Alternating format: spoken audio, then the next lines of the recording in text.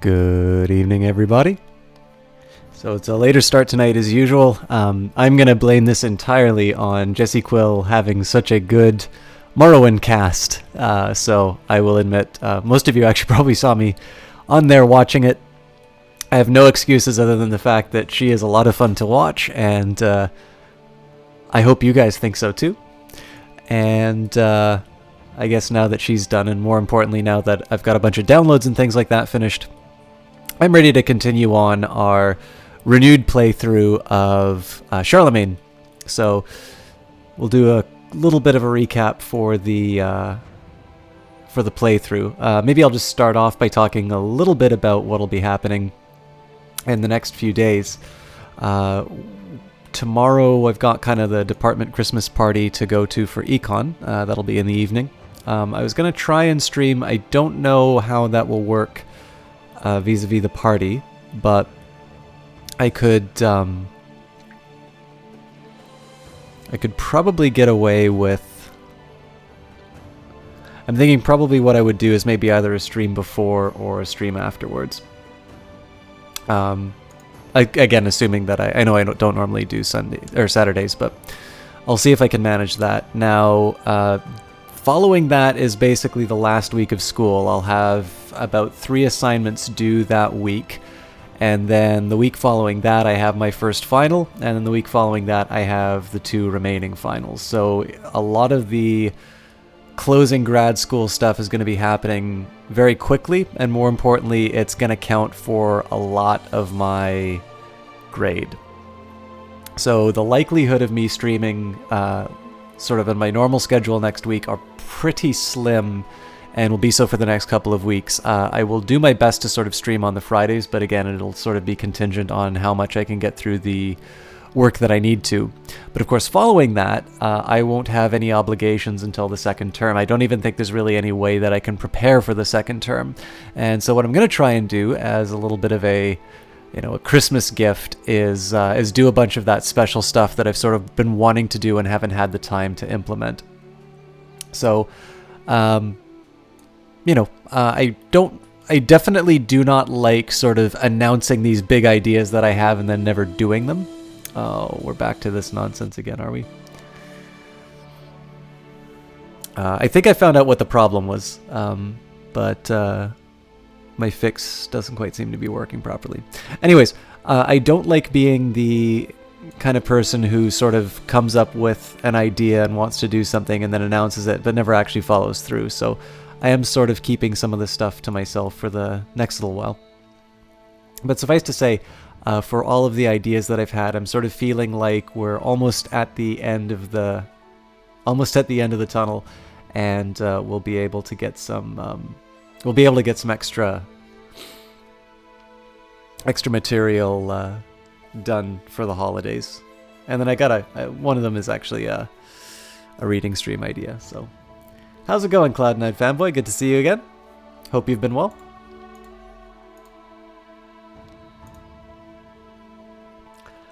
Alright, so when we left the stream last, I was going to be distributing some titles. Now, I've distributed the titles, but obviously I have vassal limit problems still.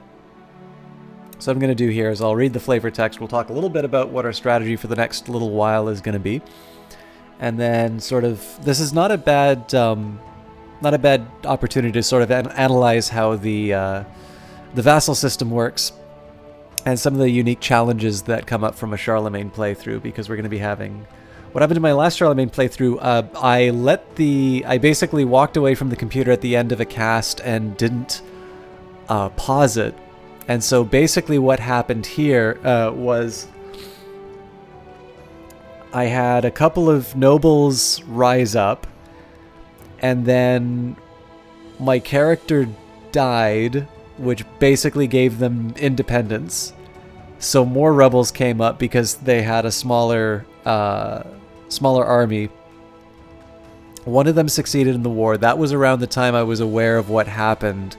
And basically the game wasn't repairable because the kingdom was going to be slowly eaten up by a large neighboring caliphate, and then of course all of the internal fighting. It just didn't really seem worth going through. As much as I like trying to bring back stuff from failure, that was one that I felt was an irrecoverable game. So we'll do Charlemagne again, and we'll learn our lessons from the last time. Anyways, the ancient Lombard kingdom was established in Italy after a long history of migration originating in northern Europe. Along the way, the Lombards themselves have changed, both influencing and becoming influenced by the regions that they have settled. Now it has finally come to pass that the Lombard lands in Italy no longer have a Lombard ruler, and this effectively spells the end of the name of the Kingdom of the Lombards. We will henceforth speak of the Kingdom of Italy, but the Lombard heritage will still live on. Hail to the king! Alright, so in this case, how that affects me directly would be under my laws, I now have the Kingdom of Italy. I believe this is because I am the king, and while I'm not a Lombard king, I am I'm a foreign ruler. So, and then if we... Oh, didn't know I was unpaused, but probably just as well because we're not really doing anything major. And then if we take a look at de jure kingdoms, we'll see Italy here instead. Actually, I am going to pause for a minute here to... Currently doing a 769 Finland playthrough. That's cool. How's it going for you?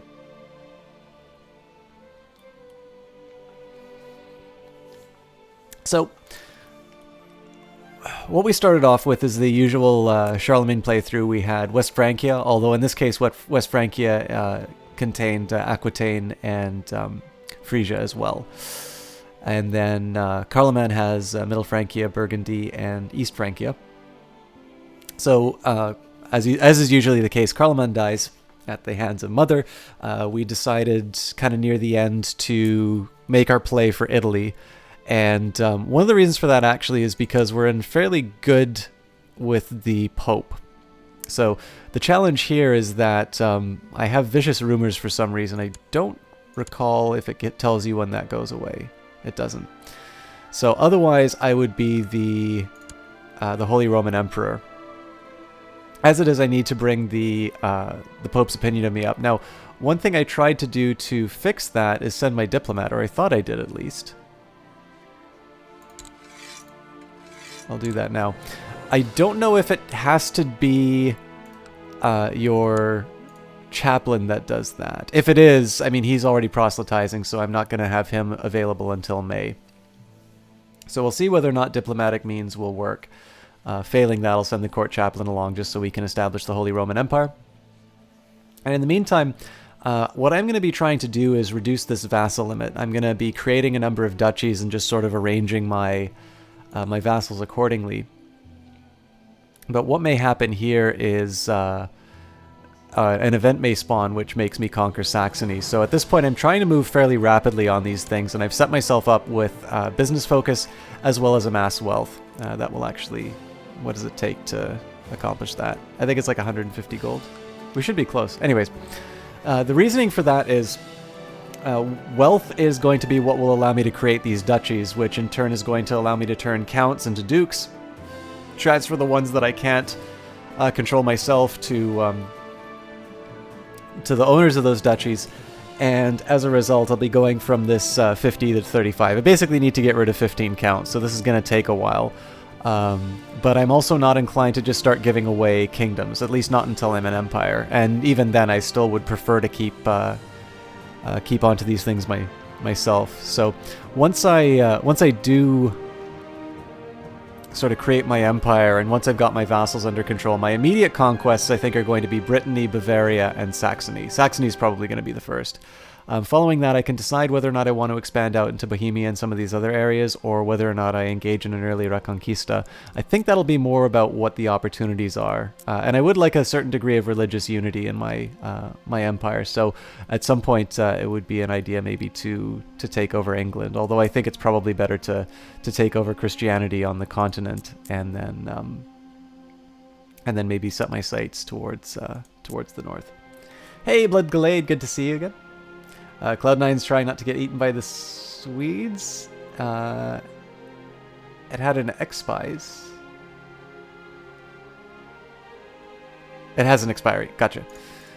In any case, I've kind of done talking about we're going to be doing here. Right now I'm going to try and get in good with the Pope. One of the main reasons for that is once I have an empire, I don't need to worry about, you know, Gavelkind succession sending my my titles off to you know, off to family members who then become independent. Again, Gavelkind's still going to be a little bit of a problem, but less so when everything's united under that one empire. Plus, of course, a bunch of prestige and things like that. Ogier the Dane. My lord, there is a visitor at the gate, a Norseman calling himself Ogier. He looks strong and rugged and also speaks with grace and has a noble bearing. He says he comes from the land of the Danes and has traveled far to offer his services to you, naming you the rightful lord of all Christians. He also claims to have seen in a dream about how you will conquer all and your name will rise in glory to heaven.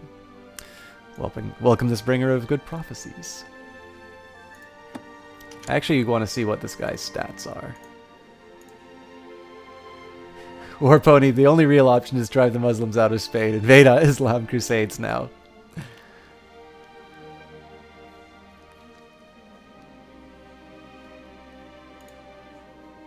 Alright.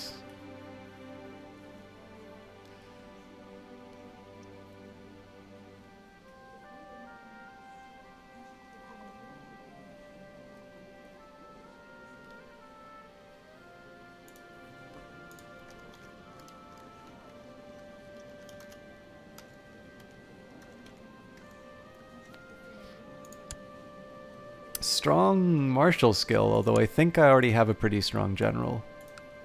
Yeah, 24.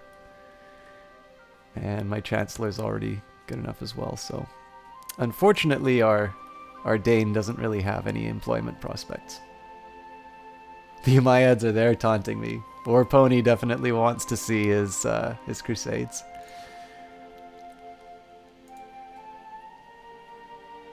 I see we're filling up, so thank you very much everybody for stopping by tonight. I know the streams have been getting later and later, as we said at the beginning. We're getting near the end of the first term of grad school, so finally all of these promises I can make of you know, streaming more when I have the time can finally come true. And I can give you guys some of the stuff that you've been very patiently waiting for. And as always, I have some ideas about what I want to do, so hopefully you guys will like some of the plans. Right, my liege, my mission to Rome so far has been a success. During the visit to the court of Pope Lucius II, I seem to have managed to make him understand what a benevolent and peaceful ruler you are, and he sends his regards. So, perfect. His opinion of me changes by plus 30, which means that it should be 100. And now I'm not able to create the Holy Roman Empire because I don't have 181 wealth. Alright, well, that gives me a reason to speed up then. Holla holla, get that dollar. We could, of course... Oh, hang on. The church wants to organize miracle play for a local saint in our domain. They feel that it should fall on our shoulders to pay for it. Well, it is for the glory of God. So let's do what I haven't done yet and go through my prisoners. Easy 10 gold.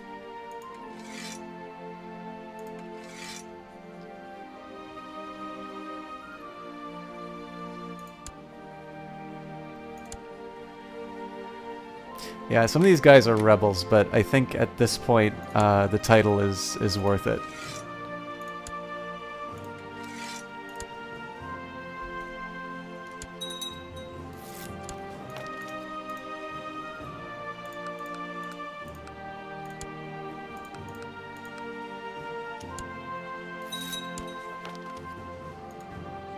There we go. So we will found the Holy Roman Empire. So the effect of founding the... Oh, sorry guys, I gotta catch it. Cloud9 Fanboy had 3 games in a row where Charlemagne converted to heresy and wrecked all the Catholics. And Bloodglade, you're gonna stream again tomorrow, even though last time went bad out of 10. Yeah, sorry Bloodglade, I didn't get a chance to stop by. What went... Well, give us the good and the bad. What worked for you, and what do you think could have been improved? Was it just there weren't any numbers? Alright, so Holy Roman Empire now exists. I lose 190 gold, which is a bit of a shame, but gotta do it. Kingdom of West Francia, the Holy Roman Empire becomes the new de jure liege of the Kingdom of West Francia, Kingdom of Italy, Middle Francia. So basically, I redraw the borders. I'm granted the title Holy Roman Emperor. Pope Lucius is given a bunch of territory, it looks like, which is a bit of a shame. Although I can live with that because that's going to reduce my vassal limit. And then the Basileus dislikes me because, of course, nobody wants to see a rival power come up. So let's found this. All right, Duke Hilperand of Spoleto has usurped the title County of Ancona from Hello Tripini. All right.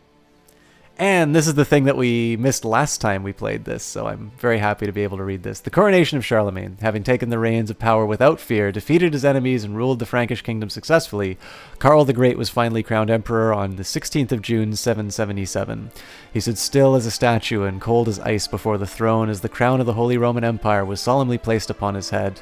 True heir to his father Pepin, descendant of Karl the Hammer, leader of men and master of war, he was claiming his exalted place in history. He looked out across the gathered lords and priests, his eye fixed on something beyond the triumphus. Sorry. Oop.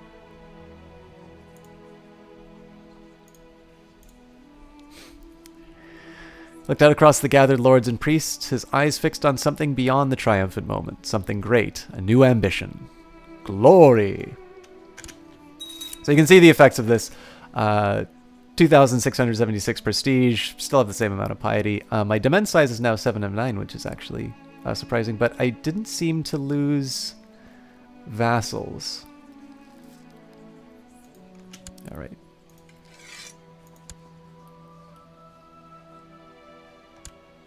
Although fortunately, of course, now that I have an empire, my vassal limit is risen, so it's not as pressing to me to sort this nonsense out. Good audio was apparently good, game quality needs improvement, and 0 people didn't really get any good entertainment. Well, you know, Blood Gallade, I will let you know, like, it's not that long ago that I had to, you know, that I was in that boat myself. My opinion is that you learn probably the most about a streamer by how they deal with the empty chat situation.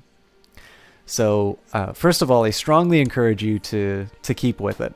And one of the things that I will say that's important to remember, especially when you're maybe not feeling like God's gift to casting, is that you never know who's going to stop by. People will stop by for different reasons, and they will... sorry, I'll at least put the speed on to slow while we talk about these things. So you never know why people are going to show up to your stream. It's just the fact of the matter is that there is something for everybody on this platform, and I think oh, you know what I'm gonna do? I'm just gonna check over my laws before I do anything crazy.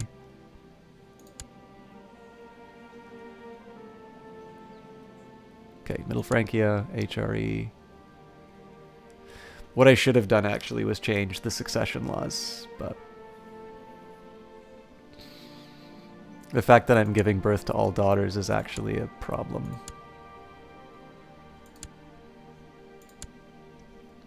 Anyways, so you never know when somebody's going to stop by or their reasons for stopping by. But you know, you can still demonstrate your value as a caster, and you can make the difference between somebody who is interested in your stream and becomes a follower, and somebody who you know, who just passes by showing what you're doing and what you're up to, whether or not there's anybody in the room to entertain. So like the idea here is that I get a lot out of having a chat to interact with, and you guys are absolutely fantastic. You bring more to the stream than I do, in my opinion. So that makes my job a little bit easier for me. But the big thing is that not everybody who stops by is necessarily going to be somebody who gives some back and forth, right? Maybe some people want to lurk, and I really like lurkers too. I don't always get a chance to sort of shout them out because, you know, obviously people kind of want to keep to themselves and not necessarily, you not necessarily be the center of attention, which I can completely respect. So the idea here is you sort of show that you can entertain when there's an empty chat.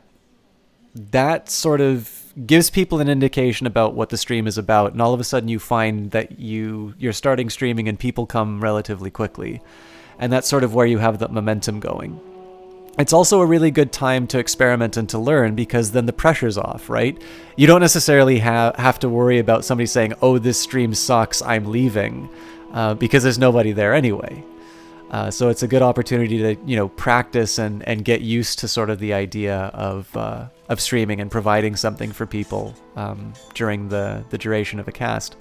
So it's not actually a bad place to be in, although again, it's a lonely one, and you kind of question whether or not you're doing the right thing. But it's also an exciting time as a caster, and I hope you find it the same as well. As for your choice of games, I'd be really interesting to hearing what you're trying out, actually. All right, you streamed 8 p.m. Eastern last time. Played Borderlands 2, nice. And hey, Band of Goblins, good to see you. Actually, Bloodglade, I don't think I followed you last time. I'll hit that button just so I can catch it next time. All right. And how are you doing tonight, Band of Goblins? I knew there was a huge bear somewhere near the caves in Paris, and a courtier of mine had insisted to come along with my men when I went hunting for bear. Enough with your nagging, you can come along. The beast was huge, bigger than any bear that I'd ever seen. I fought him bravely, but only managed to slay him after he wounded several of my men. I could say I could not save everyone. Gain 10 prestige, possibly get the trait wounded, and Pepin is minus 10 opinion of me. But I managed to save Pepin, and Pepin gets a bonus opinion of me. Well, you know what? He's just a courtier, so...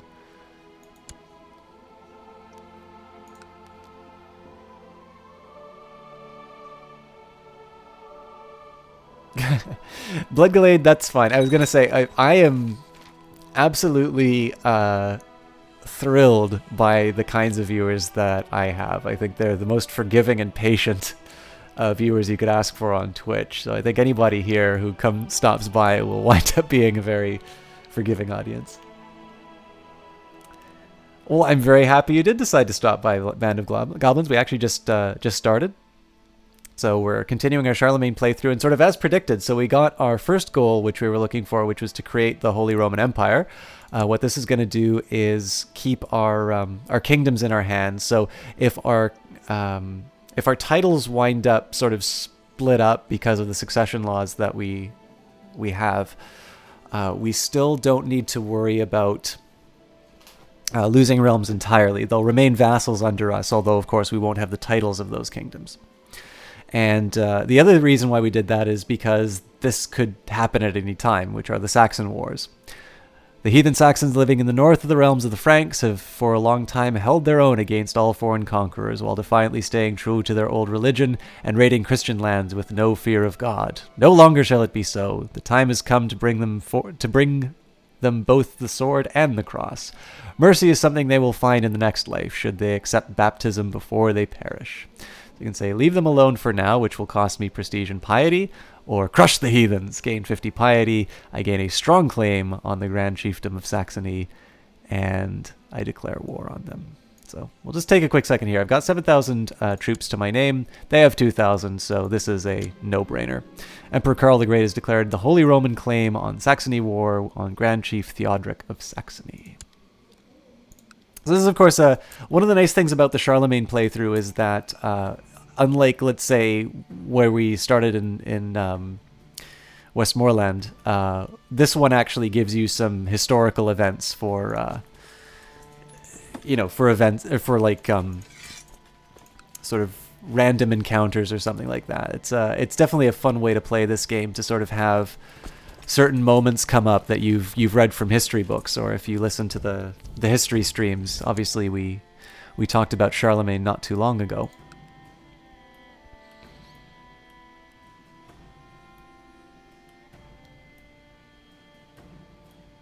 Bloodglade has just cut himself by accident. Did you hurt yourself today? To see if you still feel? Did you focus on the pain? The only thing that's real? Alright, so he's bringing in friends. Friends are 9,000 troops, so again, we're 7,000 to 3,000. Not too worried about that. The biggest worry, of course, is if they're able to sort of unite before I can, but that's a pretty remote chance, I think. And 700 troops there, so we're looking at about 3,800. 4,000 troops. We can still... Again, that's assuming they cluster together, which they very likely won't.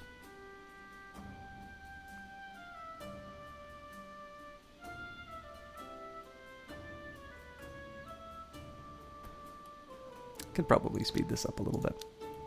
The only thing I don't like about this war, of course, is that we're trying to reduce the number of vassals that we have rather than increase it. But the opportunities come, and it does mean that I also want to refrain from participating in any further wars.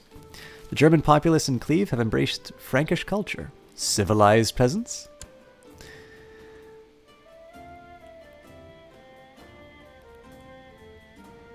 What I'm going to do is take over Saxony first, and then I will finally do that event where we become French.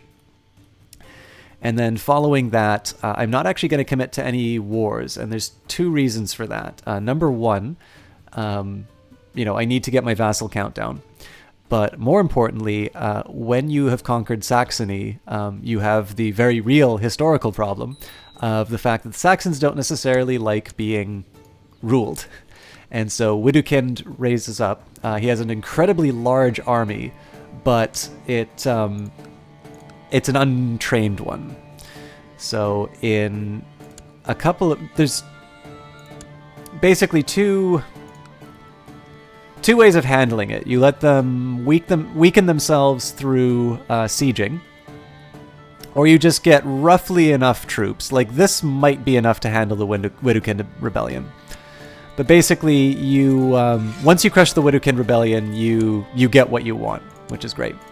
But the one thing you don't want to do is sort of commit yourself to some kind of conflict, and then find out all of a sudden that you've got Widukind on your hands. So, like, let's say I fight the Umayyads and I'm down to 2,000 troops, and all of a sudden Widukind happens.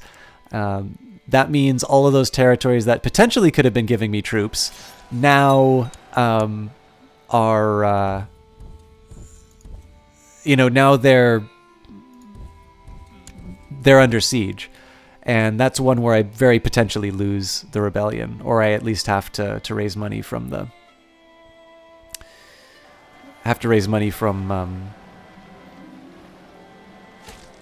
sorry, my mind is gone. Have to raise money from the Jews and potentially expel them to hire mercenaries. Hey, Superior Blaze, good to see you again. So when am I going to make my Holy Roman Samurai? What are you talking about, Warpony? Attack, attack, attack now! Charge! Got Roth, so bonus to Marshall. Not so great that Intrigue and Diplomacy fall, because of course I'm going to be... Actually, that reminds me. Oh wait, I can't because I don't have that duchy.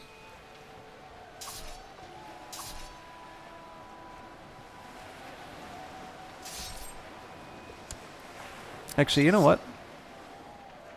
Maybe I don't care.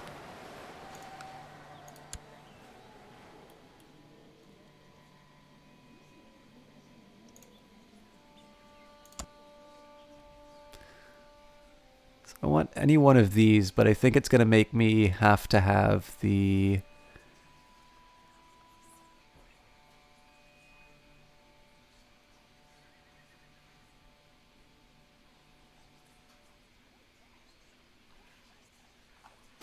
I have a feeling I need to have the duchy to seize one of these titles, so...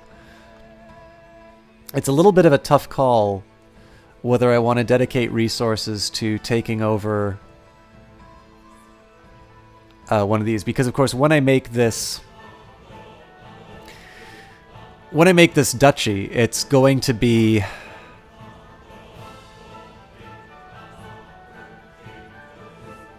Well, okay, so the way I make the duchy and then I take these out, so that actually winds up being 4 fewer vassals that I need to worry about. That's actually a better way to go about it. So, okay, I'll explain what I'm doing here. So in this case, we've got the Duchy of Orleans. Now, I can't just claim one of these. Oh, apparently I can. It'll cost me... Let's give this a try, actually. I've never really tried this. Okay, ask Pope Lucius to grant you a claim on the title. Okay, so this is just a claim. I can do this a better way. So what I'm going to do here is I'm going to get the de jure titles. So this is the Duchy of Orleans. I create it. Now, the drawback here is that I now have 3 duchies, which means that all of my vassals are going to like me by -10. Now, that's better than just outright revoking the title, which makes all of my vassals dislike me by -20. What it now also allows me to do is claim these individual titles from people. So I think actually... I don't think I can claim... Ames? Nope. So I am going to have to do something that makes my vassal dislike me.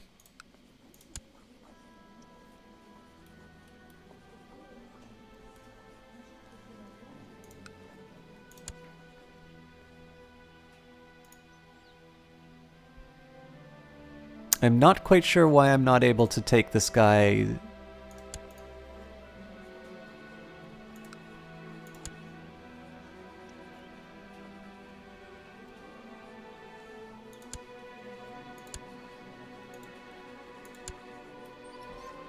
Nilbung. Nibelung. Oh, it's because he's got more than one title. Okay, that's fair.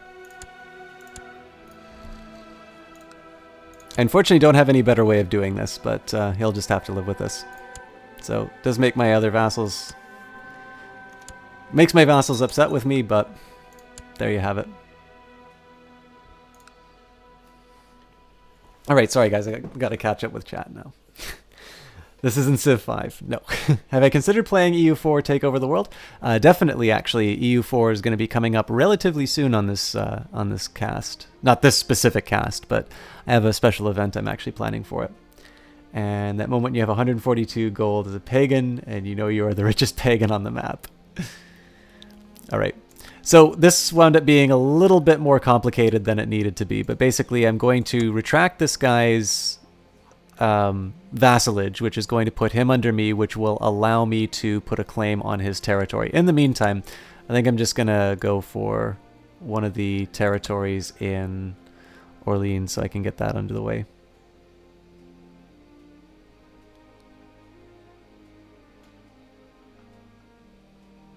Okay, now I'm really confused.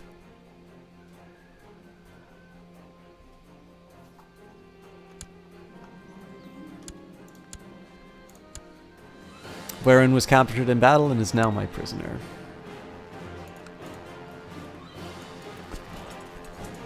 So I think probably better that I put these guys to bed before I go and save my castle. So we'll go to Munster and then we'll finish them off here.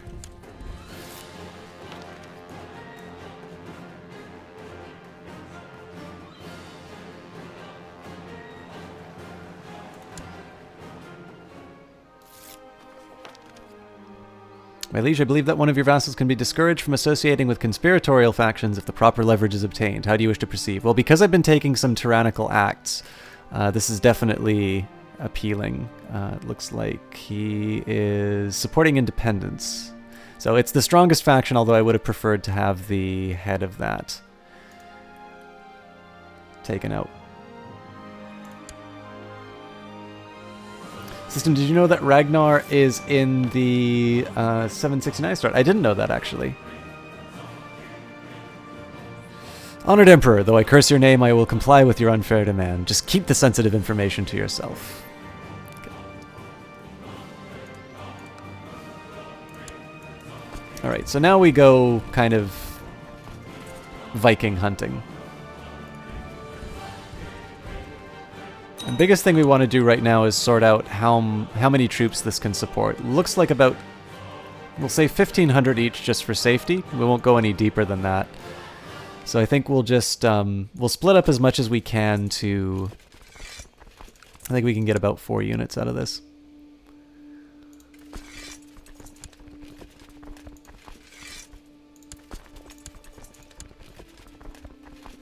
Actually, let's be reckless.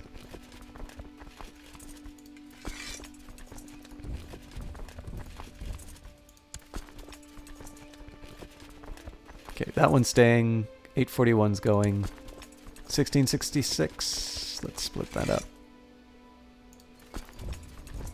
Okay, so we've got an 850. Let's take 870 up there. 1594 will split up. And 816 will take to Weimar.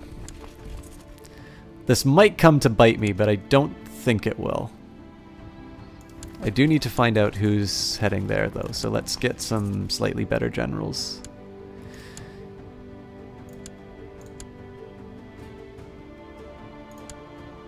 Alright, so kind of the idea here is I'm trying to take as much territory as I can as quickly as I can. That's all, one, to trigger an event, but two, also to make the war finish a little bit faster. Currently there's just small pockets, so there's not as much danger in dividing my units up like this. Actually, you know what? I think I can afford to have these guys as one big unit. Let me just double check. So 2218 1318. Okay, so I do actually need to split them up.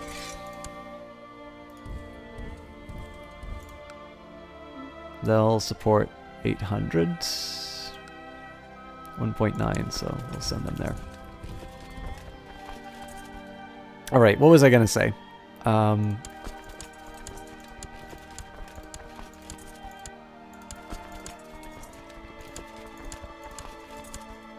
don't think anybody's actually dealing with this stack. Yeah, we'll figure it out.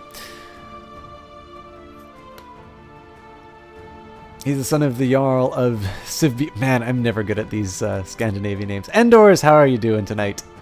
They put him as the son of the Jarl due to the conflicting stories about his origins. That's neat. Again, this is one great thing about streaming Crusader Kings, is that a lot of people who know the history better than you can share some of these little design decisions that they had. How did I lose? Oh, they just took over a province.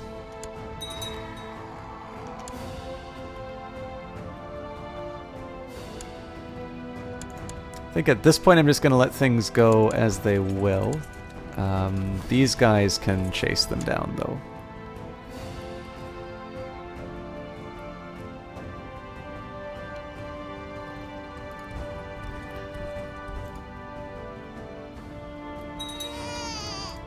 This also kind of gives us a chance to catch our breath and maybe realign some of our priorities. Okay, so we've got 2 sets of units which are not doing a whole lot. Oh, okay, I actually need them to lay siege, so we'll hold back and we'll move these guys into Weimar. So it's not great that I kind of have to waste these guys on cleanup duty, but I'll live.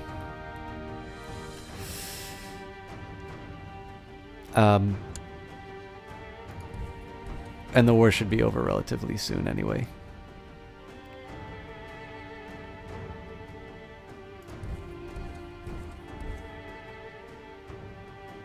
It's kind of trying to trigger the event with the world tree. I don't know if it comes up when you have the war. Doing all right. Just got back from Denver, Colorado to have Thanksgiving with your family. That's wonderful. Oh yes, by the way, of course I'm Canadian, so I don't always remember the American holidays. But very happy post-Thanksgiving to all the viewers, or at least my American viewers. I hope you guys had a wonderful Thanksgiving, either with your friends or with family or whoever's special to you.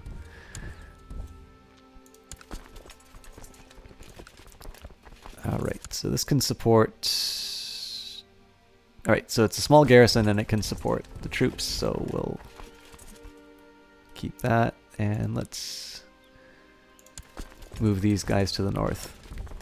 Now we've actually won the war, but I think we'll push the. I'm gonna push the advantage until we've got the option to burn the world tree.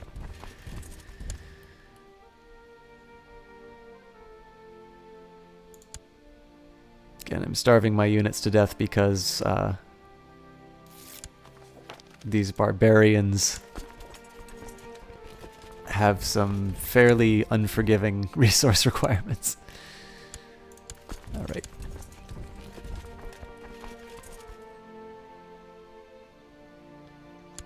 Jesus, even that's causing them to starve.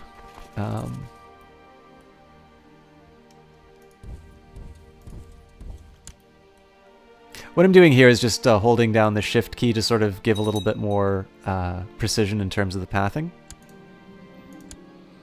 Captured another prisoner. Of course, the advantage here is with additional prisoners, I potentially have more ransom money.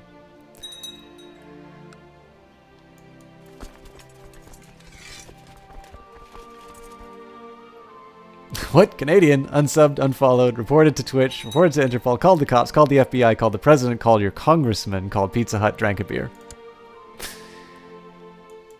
Which one of those gave you the greatest satisfaction?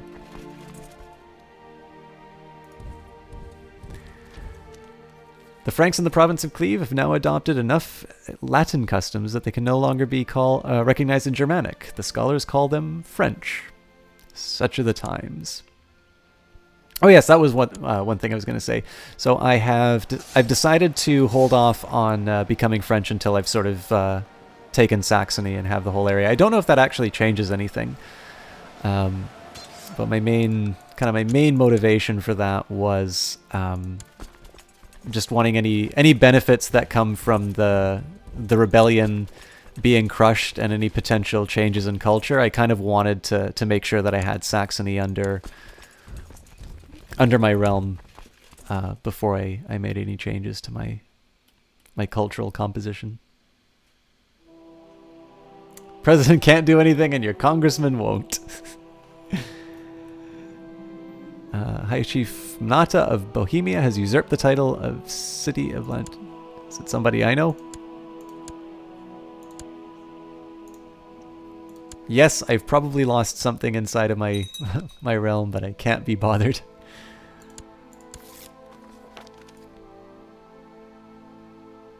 Oh yes, okay, this is what I was meaning to do. So, I'm not using my Diplomat or my Spy Master very efficiently at the moment. So let's pause, regroup, and in this case I'm going to take the Duke of Burgundy, because I believe I treated him rather badly. So, we'll move our Chancellor to Dijon.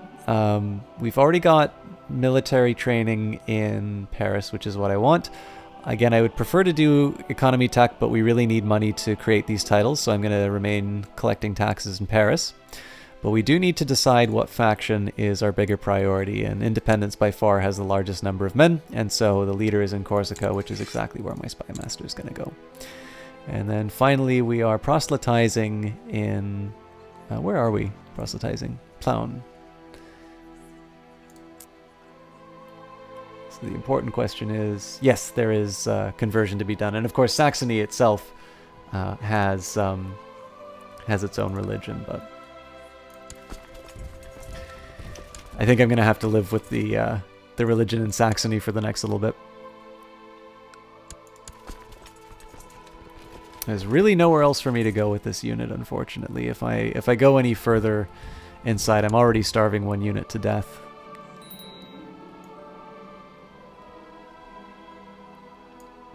Oh, wow.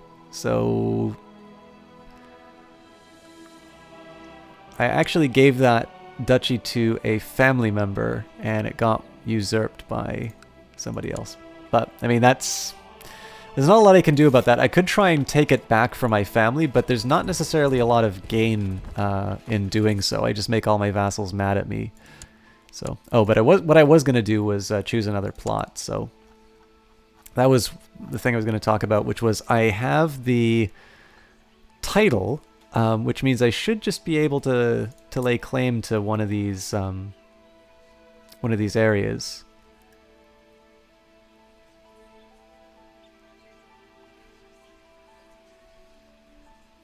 Well, I can definitely take aim.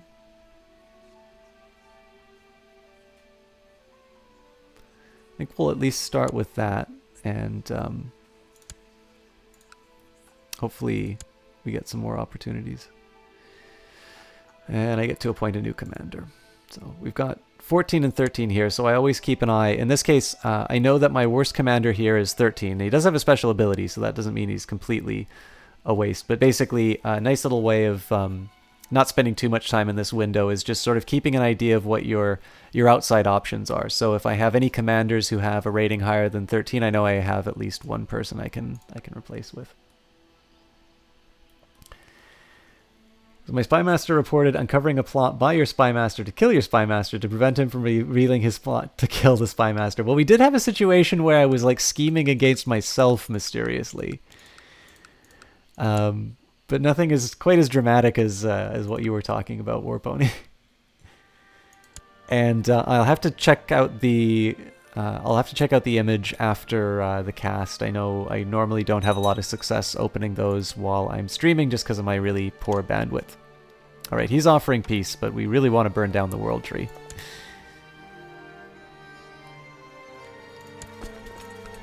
Okay, Holstein can support 2,000 troops, so we'll just move a little bit further inland. There we go! Irminsul, you have captured the great pagan sanctuary at Paderborn, one of the holiest places of Germanic paganism. Here stands the great tree of Irminsul, which is said to have immense importance to the heathen faith of the Saxons. Then Irminsul represents the world tree and is a focus from which they appear to draw much of their moral strength and inspiration. I can burn it, gain 50 prestige and 100 piety, negative 10% moral authority for 10 years, and the sacrilege will be widely known. Keep it and build a great Christian church on the site, which will give me 20 prestige and 20 piety, or leave this devil tree well alone, 30 piety. So I don't know if you actually get anything by building a grand Christian church, but one of the important things to remember here is that you can always sort of talk about real, what would you do in this situation or something like that. And it's really interesting how they give you incentives in this game to behave sort of in this historical way. Because, of course, I want the prestige and the piety. I have to spend 20 and gain a total of 40, or I can spend nothing and get a total of 150. So obviously I'm burning the world tree. And here we'll just get a little bit of money by finishing off the siege, and we'll finish that off.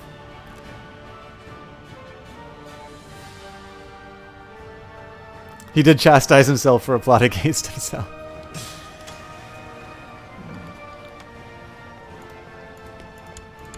Alright, I guess we can put an end to this war now.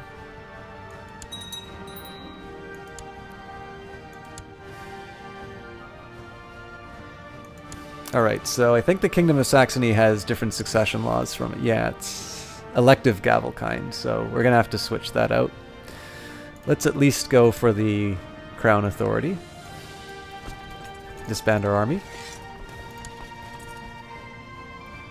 And again, we'll take stock. So we're at 51 out of 45. That isn't actually that bad as far as vassals are concerned. So what we want to do now is sort of focus on... well, first of all, I want to, revoke this title when I can. And again, I'm going to be focusing on creating duchies where I can, just to take some of this pressure off as far as being under my vassal limit. So let's see if there's any sort of opportunities to combine a lot of vassals into one. It doesn't actually look like it. I always look for the little shields. I think creating Normandy might be good. But we actually already have a Duke of Normandy, so that won't work. We do have the Duke of Burgundy, and yes, so I can transfer this vassal back. That'll at least get one out of my hair. What else can we do? Franconia?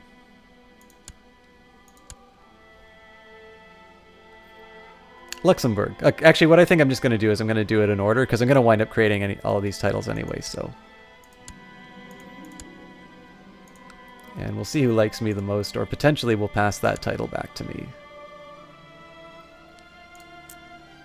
So 44, negative 16.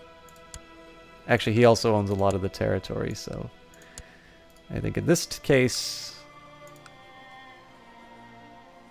we'll grant him the Duchy of Luxembourg. And in this case, I only lose one vassal. That's not entirely surprising, but we'll just we'll hang on to it and wait for our next opportunity as far as money. Now we've got dangerous faction. Okay, so this is still the independence faction, which we're working on. Riptree would like to see Celtic Faith in CK2. That's a good point, actually. Cloud9 fanboy. I'm sort of curious. I would actually be interested in seeing whether or not they'll incorporate theocracies at some point. Yeah, you like the land grab, Endors?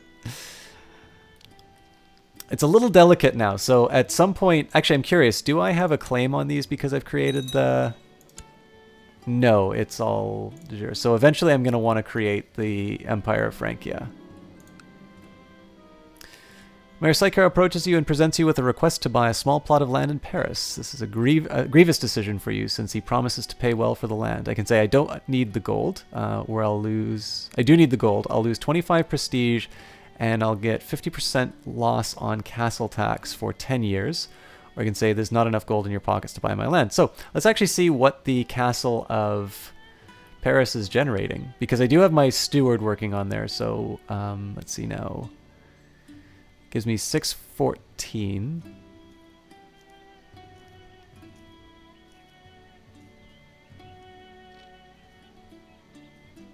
I just never know if that's a month or... I don't really think that's worth it, to be honest.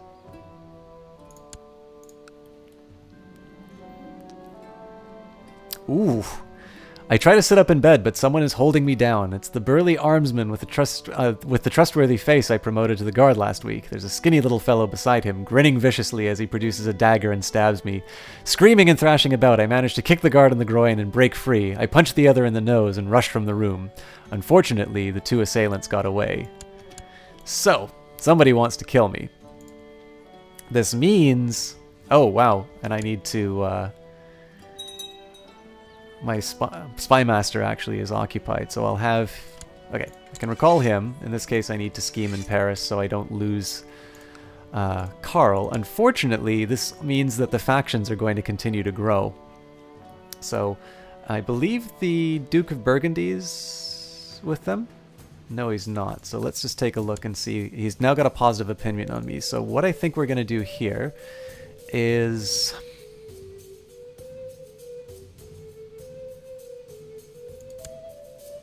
I think we'll try and get the Count of Corsica on our side. Having a high opinion doesn't mean they're just going to up and leave the faction automatically, but it does give us a better chance. So in this case, we're a little bit on the defensive. It's nothing... I definitely would not want my main character to die, but... as long as I don't die, I'm not that fearful of the faction.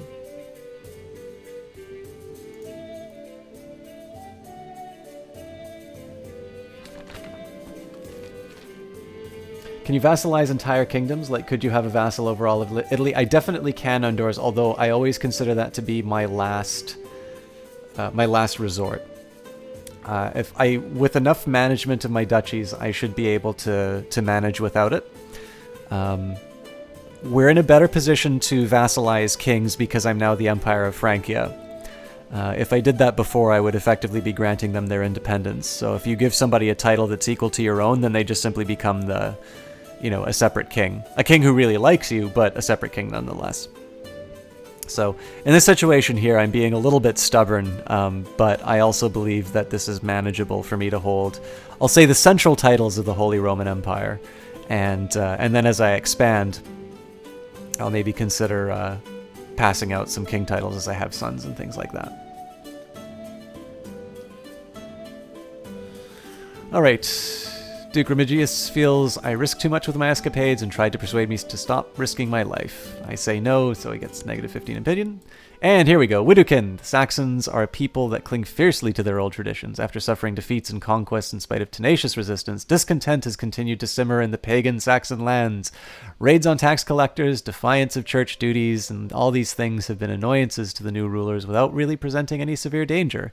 Now, however, things seem to have changed. A rebel leader has emerged, uniting the rebellious Saxons and gathering, my goodness, Jesse Quill, thank you very much for that, host. How are you doing? Guys, you guys don't need any introductions to Jessie Quill, but I'm going to give it anyway. She is an absolutely gorgeous caster on Twitch. She was streaming just a little while ago playing The Elder Scrolls 3 Morrowind. She has all of the qualities that I think you guys like here, which is a good head on her... Okay, actually, this is one that is lacking from this stream, but a good head on her shoulders. She is somebody who is remarkably smart, somebody who has a very good opinion of things. I think one of the best things, one of the best traits for somebody to have is not that they agree with you on everything, although I'm happy to say we don't butt heads on things too much. But it's not necessarily as to whether or not people agree with you, but somebody who you feel if you were to get in an argument with, who just followed. Elpoke, thank you very much for following, and shame on you for not doing so earlier. I just lost my audio, I think.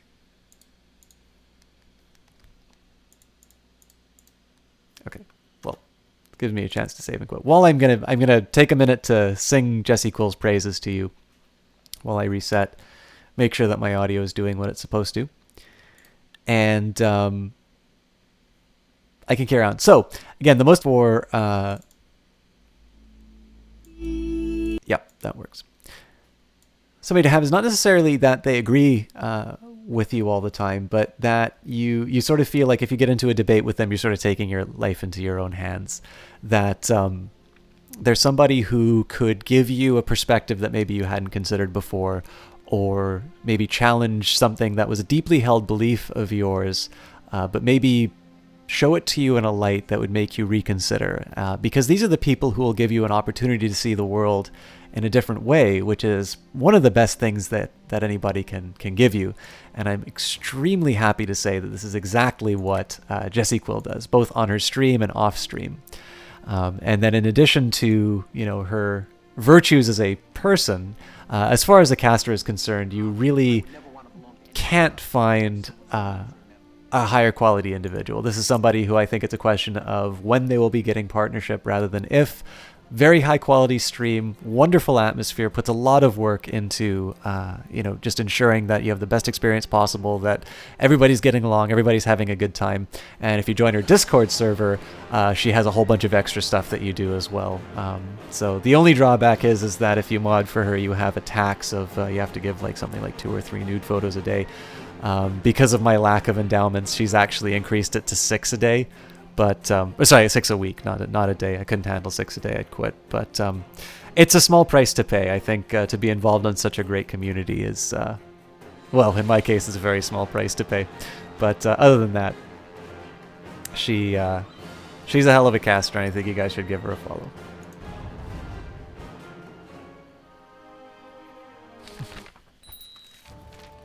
All right, Godfather. So thank you very much for following. I know I get to see you in Jessie Quill's stream, and you've already seen exactly what I think of the stream now. Yeah, this is Crusader Kings 2. I know this game has a reputation for being very, very difficult. So if you have any questions about this, if you have this game yourself, you want to know how to play, we actually just, I mean, we've got a very big territory. But we are relatively early on into a playthrough, so this began in 769, so we're really only 10 years into the game. So if you have any questions about how the game works, or if you've ever wanted to play this game yourself but were too scared, this is a great time to learn something, because I love talking about this game, I love talking about the history of it, and yeah. There's a bunch of people here who play it as well too, so the things that I screw up explaining, they'll be able to explain as well.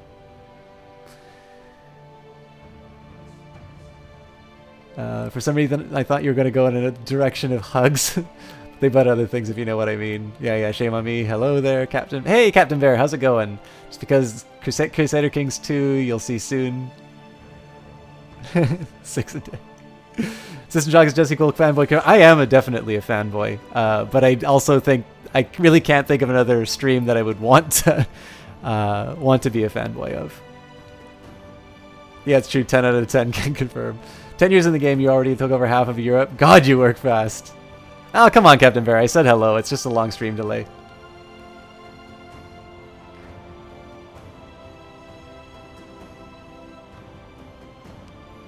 All right.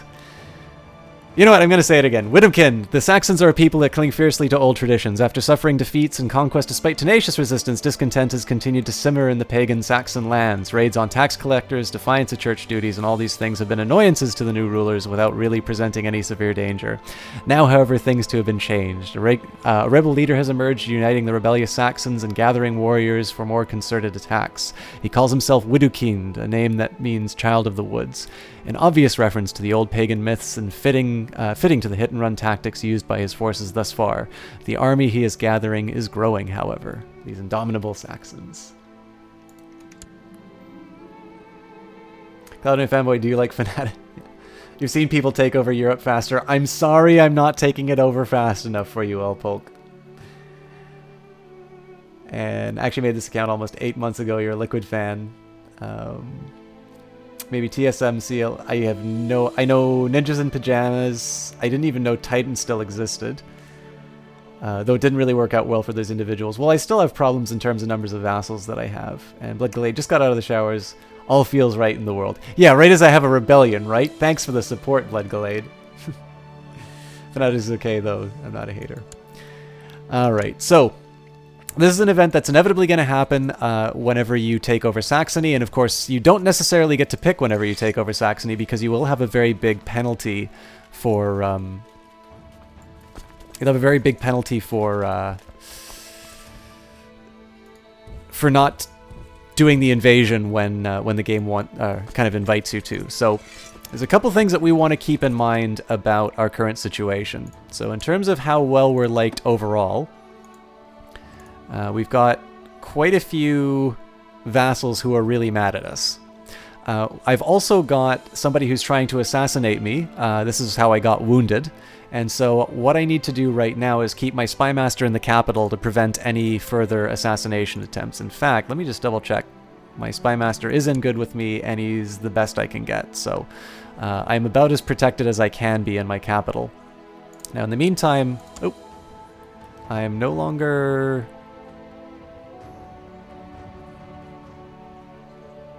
Maybe I can't revoke this when I'm at war?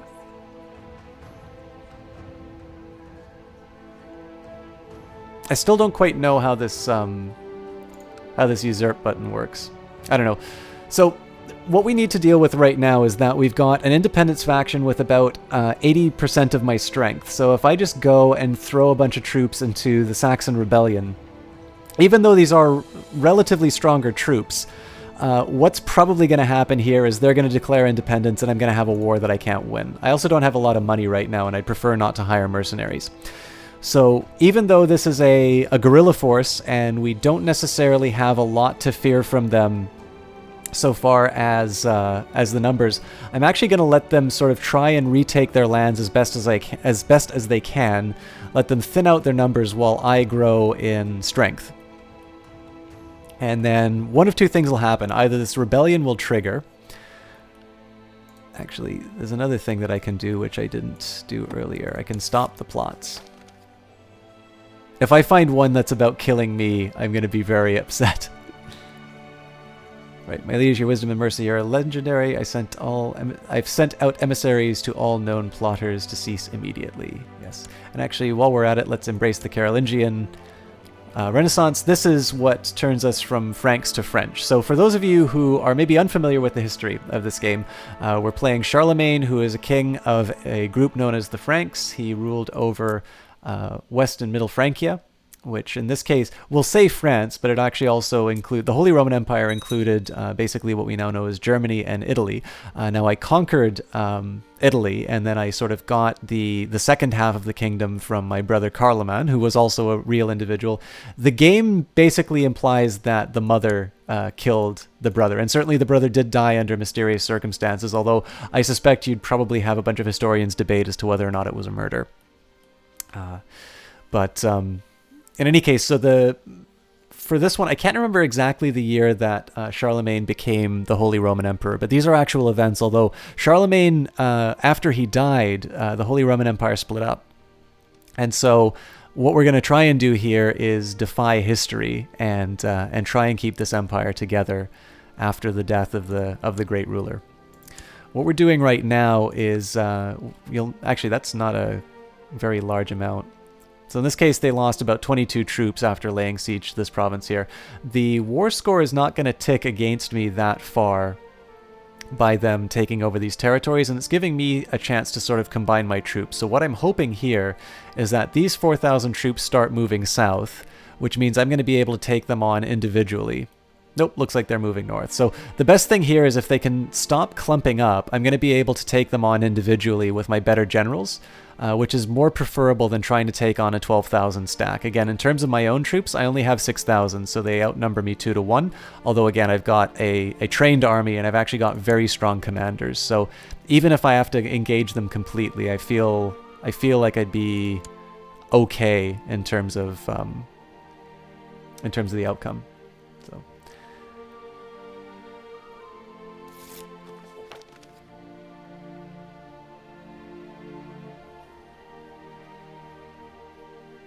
Oh, I gotta call you Logan now. All right. It's a good vibes rebellion, man. Skadoodle Kenny, yeah. Oh, you guys are talking about Counter-Strike. That explains it. Last time you played, you created your own ruler. The old default ruler was pissed at you, and you more or less killed off his bloodline, starting with the young children. Nice. I actually don't have the ruler designer, so... Not as well versed in this era as you would like to be, but several of the things you mentioned do ring a bell. Yeah, Charlemagne, at least for me, was somebody who was taught in elementary school. I will say I really finally gained an appreciation for his accomplishment when I read Ernst Gombrich's A Little History of the World, which, if you follow this stream, you can check out the highlights, and you'll probably see that passage where I was talking about Charlemagne. And if not, if you'd like to hear it in the tongues of the residents of the Holy Roman Empire, then I will encourage you to ask Jesse Quill to read the German edition of Gombrich's, the original German edition. This is, Gombrich wrote it in German before he wrote it in English. He actually did the English translation very late in his life, but she has it in the original and can probably give a much more compelling reading than me.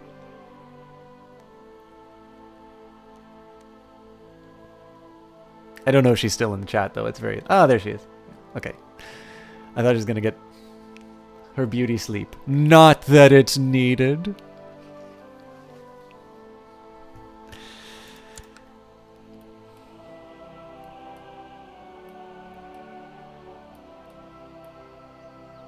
Could read it on stream. Man, I'd love to hear that, Jesse Quill. I remember that you did a couple of camless streams, and I'm kind of like, well, there goes my edge. I thought you did camless exceptionally well. Yeah, sleep soon sounds kind of good.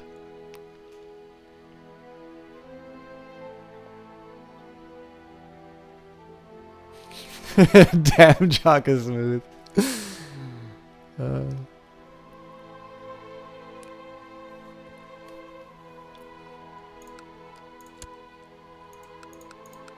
Normally when I'm doing combat like this, I actually don't let it drag. What I'm kind of doing is waiting to see what their positionings are. Again, you'll notice in terms of the overall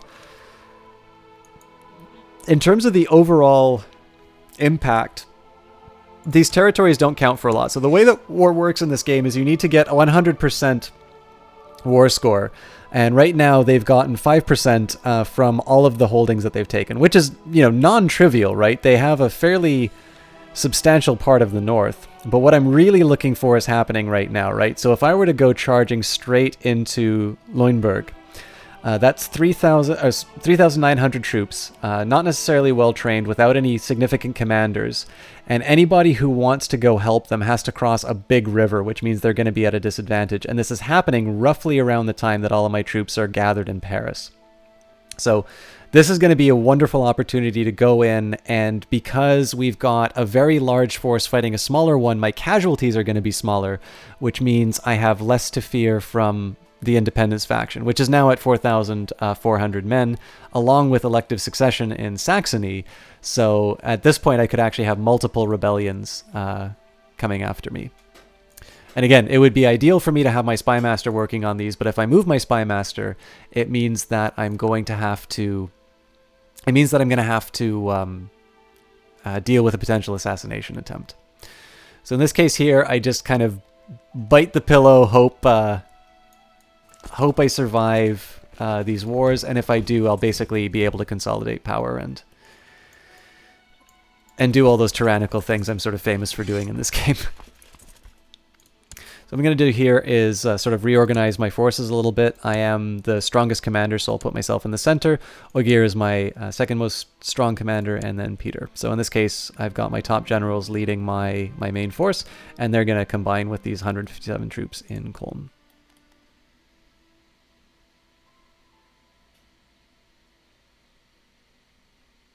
Yeah, Jesse, well, I thought you were... I mean, I tremendously enjoyed your camless stream. I think the big thing in terms of my own perspective is I think some games are better with cams than others. So, I mean, I can still remember watching you play The Walking Dead, and I think a lot of that experience would have been lost if you didn't have a cam for that. But, I mean, I think for games where you maybe want to have a little bit more focus on what's happening on the screen, I think you could pull off a camless stream very well. And I mean, you're certainly somebody who has been quite successful in terms of experimenting with your stream, and you seem to have a very good instinct for what people like. So I have a feeling that you probably don't need me to tell you whether or not it's working or it's successful or not. But I mean, from my perspective, it's a format that you do quite well, and I'm in fear of a job if you ever switch. And I'm sorry I'm not participating in any of the CS chat, but I don't actually follow that competitive scene. Although if you guys are interested, I actually have I can show you a couple of graphs that suggest to me that Dota 2 may be sort of waning as far as the preeminent esport. At least the Valve-based one.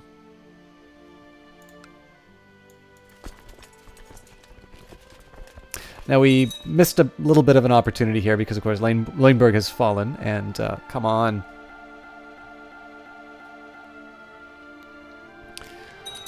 And it looks like they're actually regrouping, which is not great for me, but we'll see what happens. So in this case, we'll go through Leuenberg, we'll go north, and I want to see, they're heading to Bremen, which is here. The drawback here, of course, is if they want to support their forces... Another daughter. If they want to support their forces, there isn't actually a trip over water that they do. So it might actually be an idea just to let them siege that province and see what comes after. But I can get a better idea actually so I'm going to move to Braunschweig, and in this case I'm actually going to charge them, and I want to see if he sends anybody to support.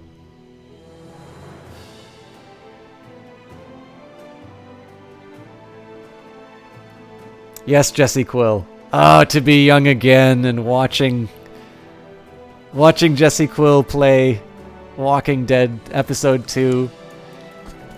Getting emotional. Okay, actually what I'm going to do here, I'm going to make him commit to Honestbrook, and then I'll make my move. Unlike Europa Universalis 4, you can cancel movement at any point, so I do actually need to have them commit completely to the province before I move. If I give them a chance to move out, then potentially they'll regroup with these. So I move here. Looks like they're not moving out, so in this case I'm going to be able to take them on with my superior numbers. Anyways, yeah, so I remember Kraken Wise getting a quote in your chat, and it's been downhill ever since. You're not talking about CSGO. Are you talking about League of Legends then?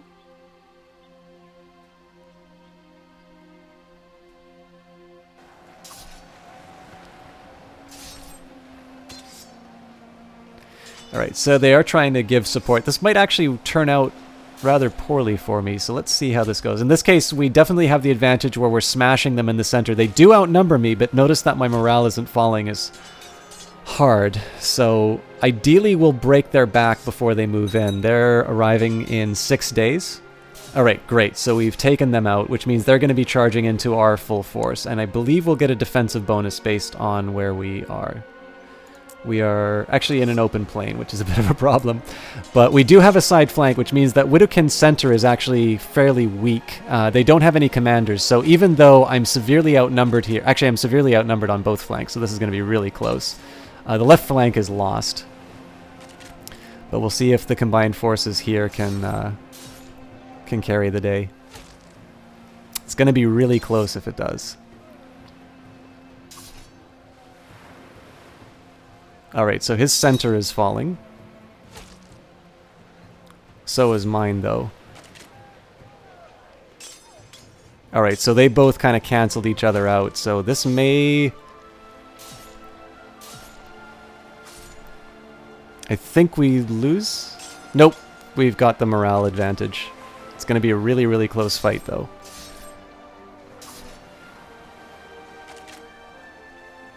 I should be winning with the better commander. Unfortunately, I think the losses that we'll sustain from this is going to inevitably result in a rebellion, though. Alright, during the battle, you fearlessly charged ahead on horseback directly into the enemy ranks. Members of your personal guard riding beside you tumbled off their horses as enemy arrows found their marks, but your charge plowed straight into the enemy skirmishers, and your sword ran red with their blood. Songs will be sung of this day. 100 prestige, this is exactly why you want to play a game like this, to see Charlemagne riding in the front lines against Widukind.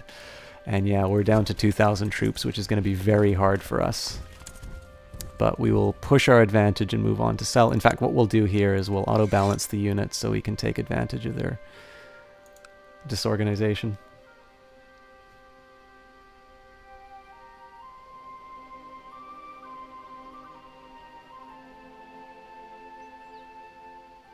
You're talking about how smooth I was and that you might as well just give up and go, what are you talking about, Elpoke? I'm sure you are a hit with the ladies.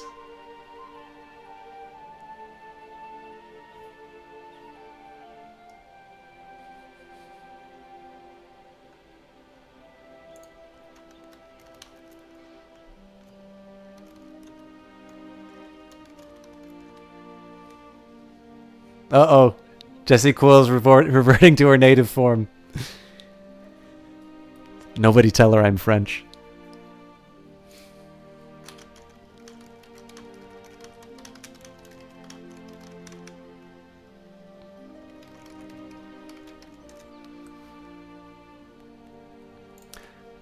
That was the problem. Nothing sucks at... Oh, you guys are talking in it. You guys in your own world.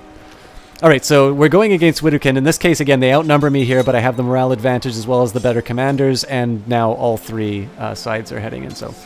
The old wound is finally healed, leaving a pretty grotesque scar behind. Ew! So Scar, it actually gives you a 0.10 monthly bonus to prestige, and I've lost the wounded trait, which actually means that my martial ability is even higher. So in this case, Widukind is done for. We're already at 91%, so let me... in this case, we've got victory. The death of Roland. The battle won. Oh man, this is turning really dramatic. So, the battle won. Roland led a small group of knights in aggressive pursuit, leaving the rest of the army far behind. Penetrating deep through the enemy fortifications and causing havoc, they caused much damage. Then no one knows what happened. Maybe they went too far, or maybe they were surprised by an unexpected counterattack. None of them returned.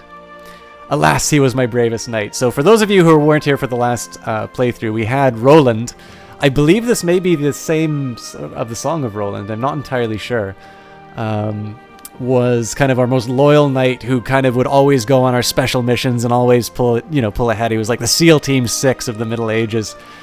And again, in our final fight, to finally just push things home on Widukind when, we know we're winning and pushing our advantage, our bravest knight falls, and this is after Charlemagne is going on the front lines and earning glory. This is maybe the one thing I'll say about Crusader Kings 2 is that if you just play it as a game of numbers in a big Excel spreadsheet, it's arguably a boring game. But if you let yourself kind of get a little carried away, if you have that same impulse that you have when you're playing like The Legend of Zelda, and it's not just a cave, it's not the pixelated representation of a cave, but you're sort of seeing, the dim light and a couple of monsters running around, and maybe there's something secret in a pot. If you sort of let your imagination run wild with you, this game can be tremendously enjoyable just through the little emergent situations that come up. So, I don't know. I like this stuff, but alas, poor Roland. We won't let him die in vain, though. Let's go to Hamburg.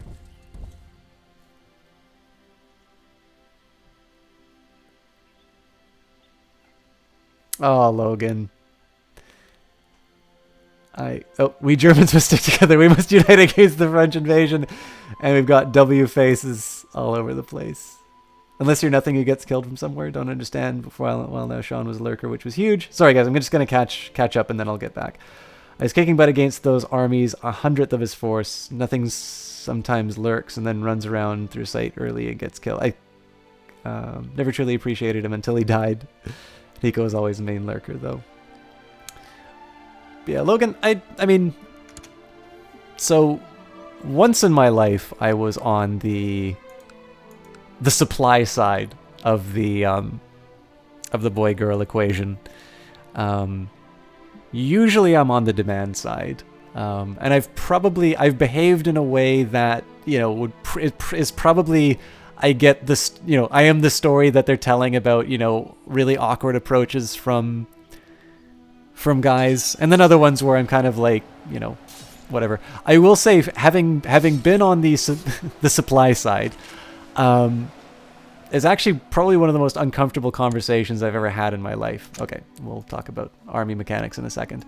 But the biggest thing is that the reason why I felt uncomfortable about it was that this was a person who had a very different idea of who I was as a person, compared to sort of who I was and what my priorities were. I mean, they're by no means a bad-looking individual, but clearly there's more to somebody than that. And especially because sort of what they were telling me sort of seemed to be this really wonderful story for them. And, for lack of a better term, I didn't really see what was in it for me. And how insistent they became about that actually made it into a really unfortunate situation. So, it's not the sort of thing that anybody really wants to hear. But in some cases, it's, this almost sounds like a platitude, but the biggest thing is that it is sometimes actually for the better that thing that maybe you have in your mind doesn't actually go on, because again, you will only ever have one half of that equation. And so maybe, because you're an econ student, I can maybe appeal to your sense of opportunity cost, right? That you can spend the time, if you've got two people, you've got the perspective that you have, and then you've got the perspective of whoever you're interested in. And we've lost the music, so I'll put on some dramatic music while we set up. I'm gonna give you real talk for a moment, because I hope you guys don't mind. Logan probably needs a hand, so let's put on some dramatic music. But the best thing that I can say is, there's imperfect information, right? You've got two individuals.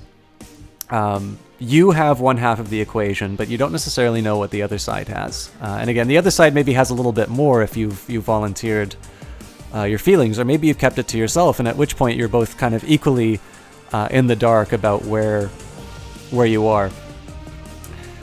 But the biggest thing is that if they haven't reciprocated, this means that from their perspective, it's not going to work out. And so what you can do is you can deny yourself that opportunity to find somebody who's a better match, or maybe to become that sort of person who, is, whoever you do wind up with, becoming the sort of person that, really connects with them. And that could be extra time in school, that can be, some time working on yourself, maybe working on something that you've always wanted to improve. There's a universe of different things, and I'm certainly not in a position to evaluate those. But what you can do is you can sort of pursue what you're looking for right now and become focused on that. But in the end, if there's one half of the equation that knows that it's not going to work out, as much as it may suck from your perspective at the moment, it's actually something that will potentially put you on a path to something that works a little bit better for you. So again, whether or not you can write off your situation, whether or not you've made a move already. I mean, it's not necessarily something. I'm certainly not going to pry into your personal life for that. But it's worth keeping perspective. And then maybe you can study a couple of game theory courses, and I can tell you this in a Bayesian story.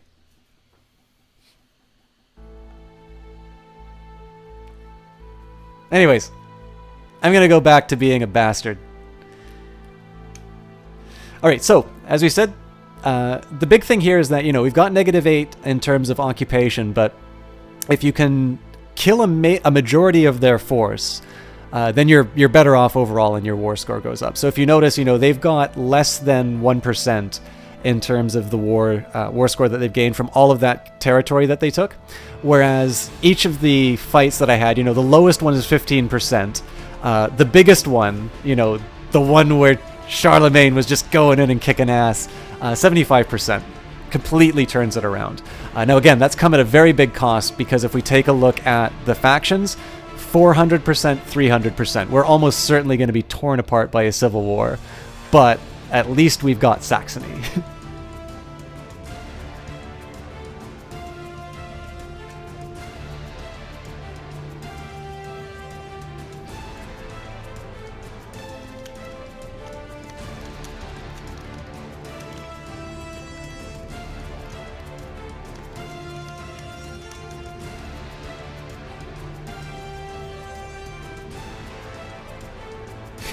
Yeah, Jesse Quill, let's face it, I'm not good at that. I don't understand. Okay, so there's a reason why the opposite sex is always presented as a shapeshifter in mythology. It's because they're utterly incomprehensible.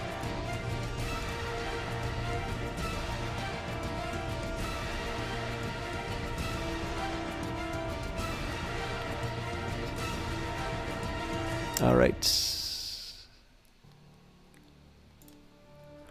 The Saxon Rebellion claim on Saxony War has ended. Emperor Charles of the Holy Empire has won.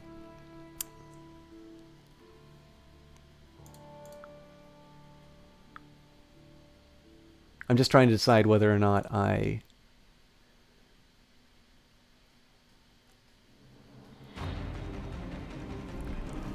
Alright, sorry guys. I need to think.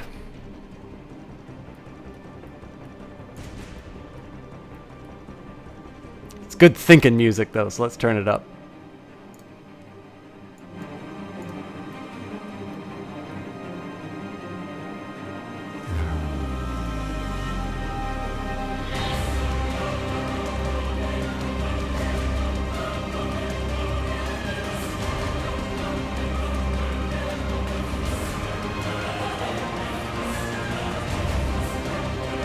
Oh, this is too good.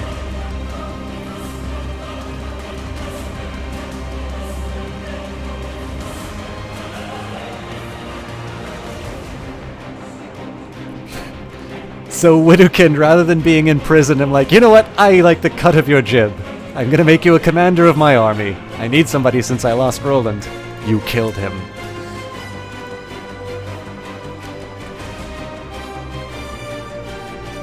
This is 2 steps from hell, Jesse Quill. Good ear. I know I normally reserve this for,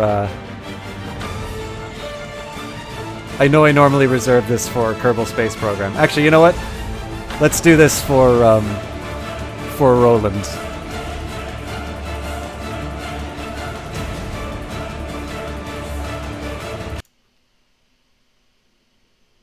Here's Roland's memorial song, ladies and gentlemen.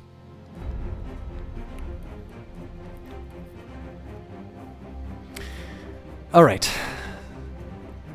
So what I'm thinking about right now is how I'm going to handle these rebellions. So my current strength is 3,000 troops. I've got access to about 7.2 thousand.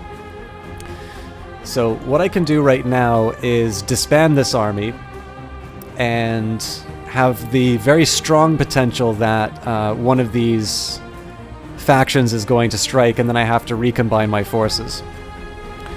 The drawback of keeping it up is that my vassals are going to continue to be infuriated as I have them up, again driving people into the arms of these rebels, as well as keeping kind of a vastly outnumbered force. This may not actually give me that much protection. So let's disband the unit.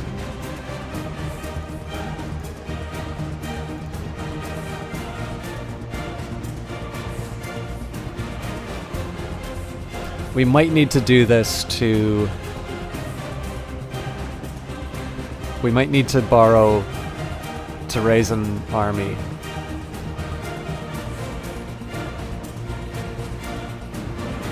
Who's Roland? You've already forgotten them? And Dars.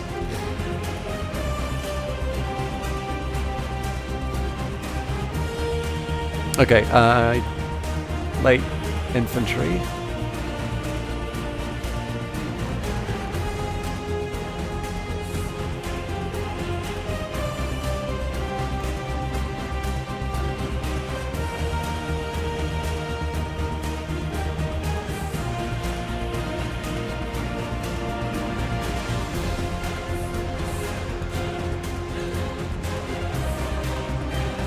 Oh god. I just did something really dumb.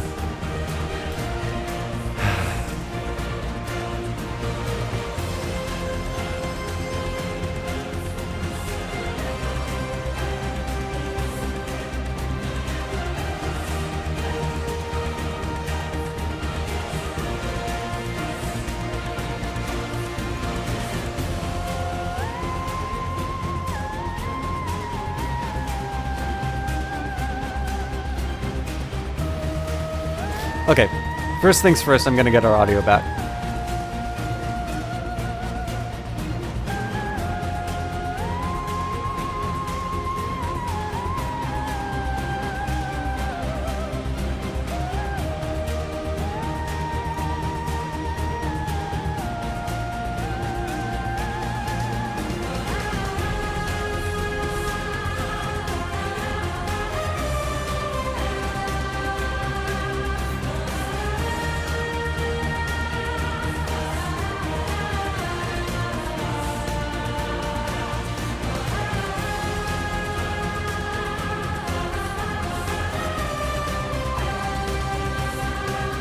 Okay, Logan.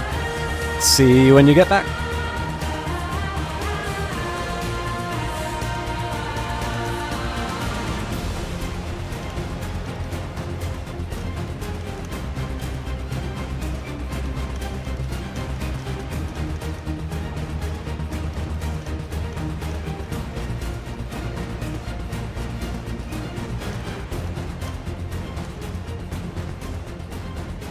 I'm a big fan of that.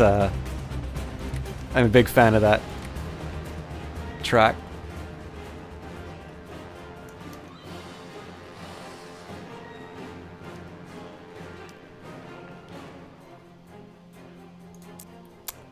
Son, one day all this will be yours. With the curtains.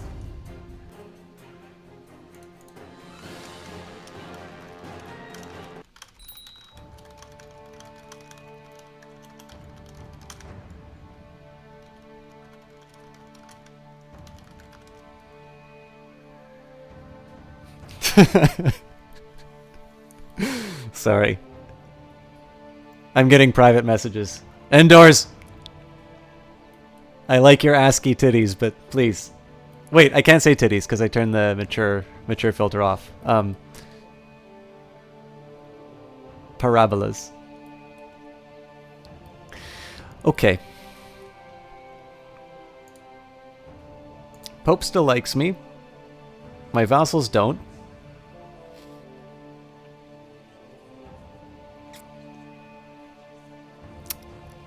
Let's try another approach.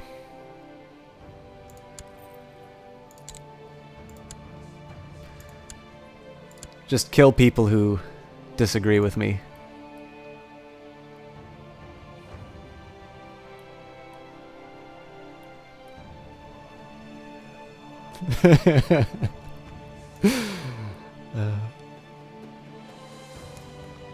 I think basically what we need to do is we need to wait for the... so we're kind of just sitting here waiting for the rebellion bomb to explode, but we can at least put ourselves in a better position. So right now, because my spy master is occupied with attempts on my own life, and I don't know where they're coming from, I'm sort of paralyzed in Paris. I can build up finances to eventually start redistributing titles. And then I'm sort of using my chancellor to talk to the other faction leader. So like I'm trying to assassinate one and then, all right, well, failed in that one. So it's time for you to recognize the full independence of Alemania and the other states in the independence faction. Be reasonable and let us not resort to bloodshed. I will not be blackmailed. So what we do is we immediately raise our levies, and if we have any allies, call them in.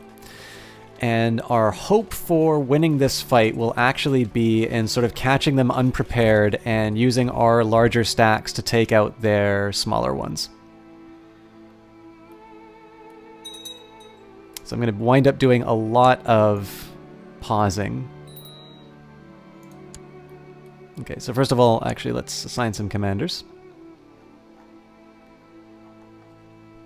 Now, the nice thing here is that I might have weakened the other... I might have actually wound up weakening the other faction just because some of the rebels might actually... Like, there may be some overlap between the two, so let's just take a look. Yeah, basically everybody fired all at once. So, I think we cluster our Italian units. And then we want the mainland as close to the action as we can get. This is going to be problematic, and I think... Yeah. I mean, maybe it's better we kind of go from the north and around. As far as numbers that they have, this guy's got 5,000 to his name. So actually, theoretically, I could borrow the money from the Jewry and buy some mercenaries. But let's see if we have a little more of an elegant solution to this one.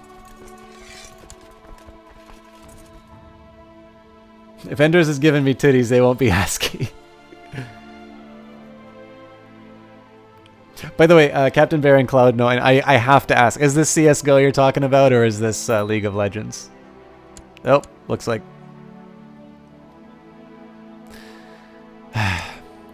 looks like we still have problems. Okay.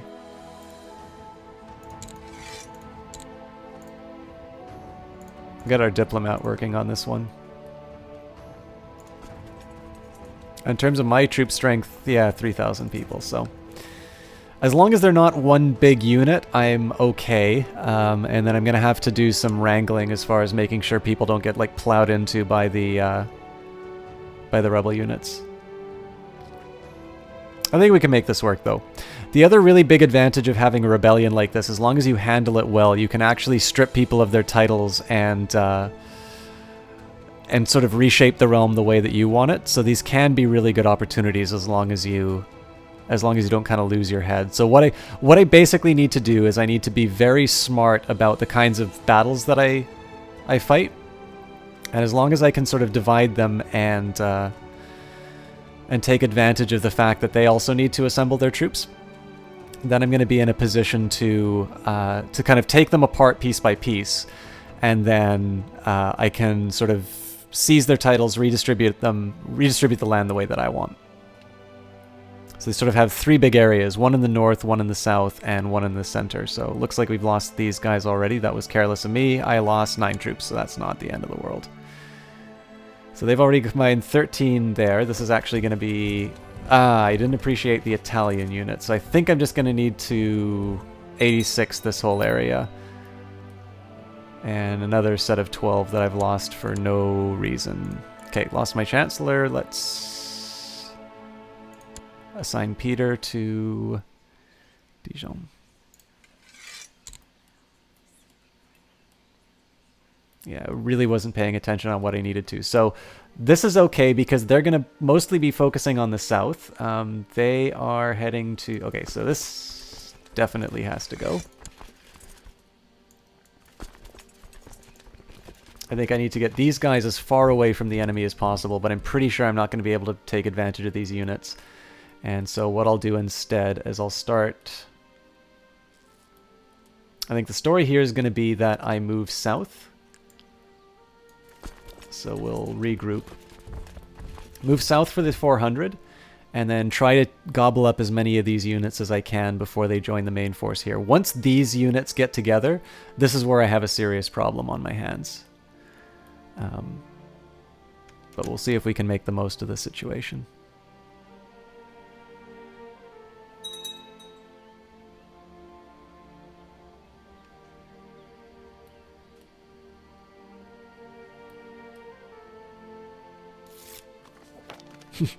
My liege, my mission to any all has so far been a success.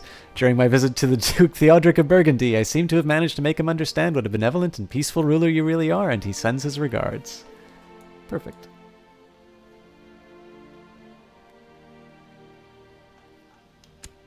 Alright, so again, lost another 12 troops, but that's me being careless. Okay, these guys are heading to Brescia. These guys are going to Valais, so it looks like they actually want to combine together here. Now, I'll have enough to deal with this stack, but if they add any more, I'm in deep trouble. The question here is whether or not... So they're heading to Spoleto, so the question here is whether or not they try to unite, or whether they just try and siege the provinces from below. And I think I'm gonna... Well, I've kind of committed them in this direction already, so I'm just going to keep an eye on where they head.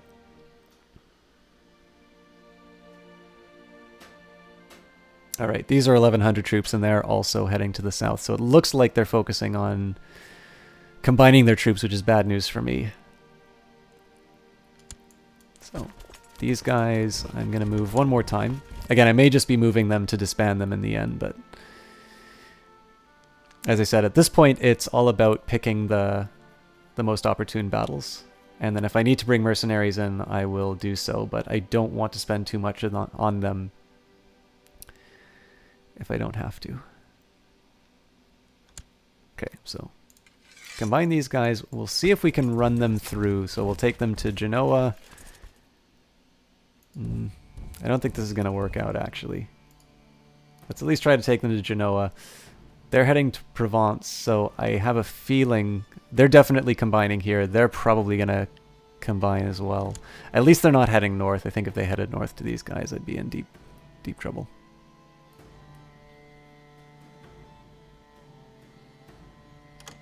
Dear King, my attempts to, dear God, do anything to help this have been moderately successful. Marriage proposal? Got bigger problems. He's an axe murderer, you say? Well...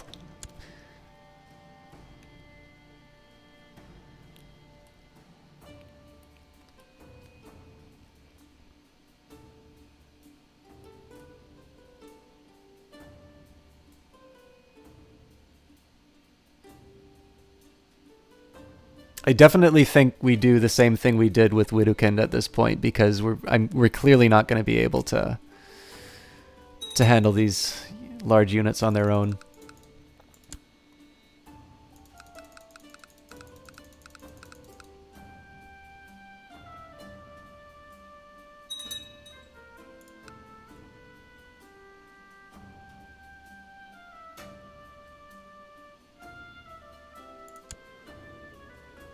So, 3,000 to my name. What could I hire?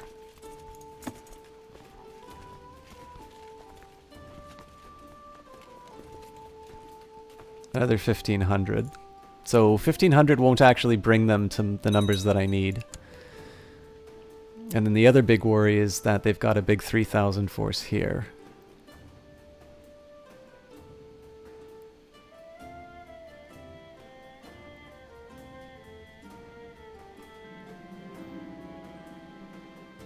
The ongoing civil war has caused both loyal veterans and various adventurers to make their way to Paris for the muster, which is great. I mean, that's not a very large number of troops, but it's definitely what I need at the moment. So we're going to take a minute here. We're going to pause the game, and we're going to try raising personal levies again. So unfortunately, all these guys have got to go because they're just going to be food for the enemy units.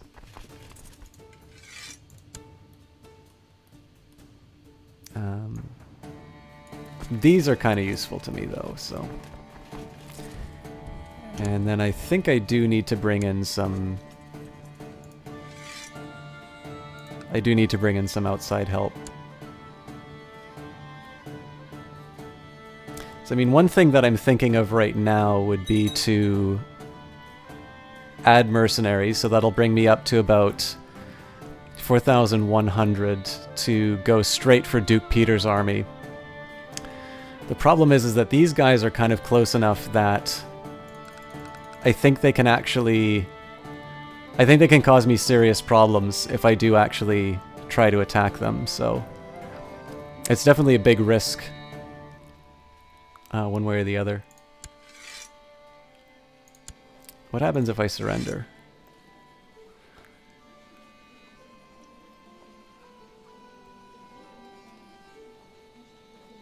So Rodbrett becomes independent. He has...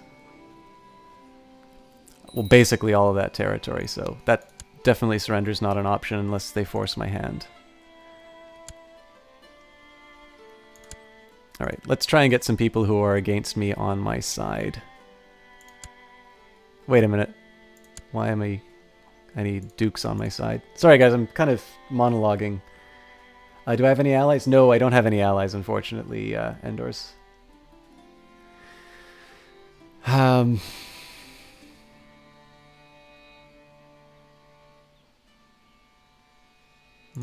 we have to go for Prince Bishop.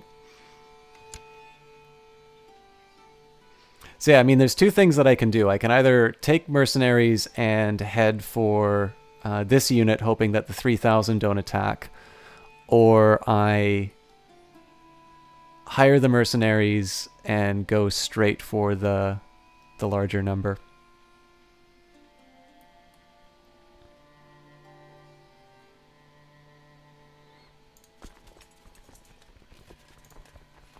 I think in this case...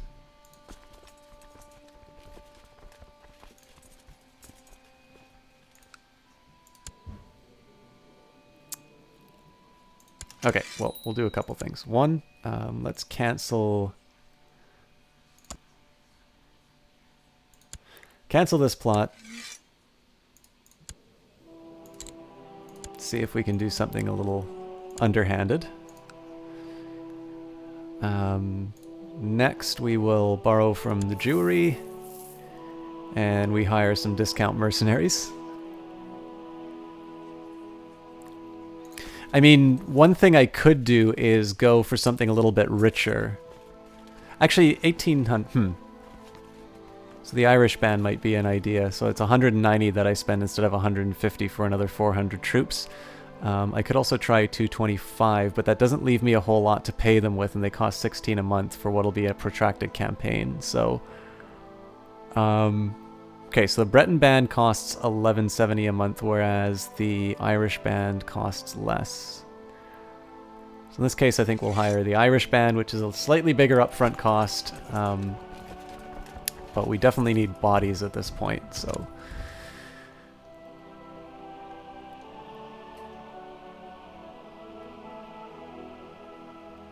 Reach out to the Abbasid and convince them that the rebels are good Catholics.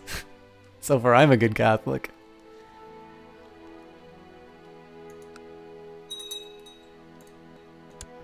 Of course we're losing audio.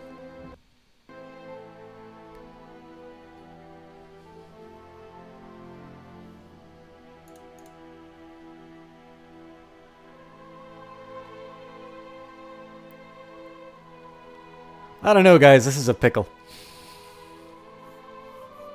We're doomed. Just doomed.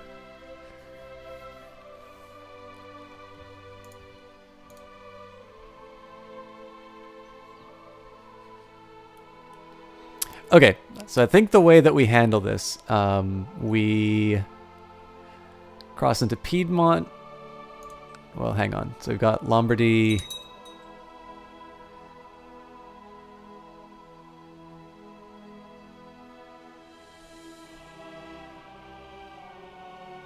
So I think we do what Hannibal did. We cross from Rusens. Oh, this is interesting. Okay, actually, so they're about to combine here. Maybe it's better to try and take on the weaker force and hope that... I mean, this is the problem, right? I'm hoping that they do something that's against their interest. But I mean, if I attack them here, then they can just move the smaller force in anyway. So I think at this point, we take our combined forces, we take out the 2,000 stack in Nice. I believe that there's a river flowing between that and Provence, but there's not a lot that I can do about that. Well, no, I guess I can go through Piedmont. Yeah, so Piedmont down to Nice. If they attack here, it's basically game over.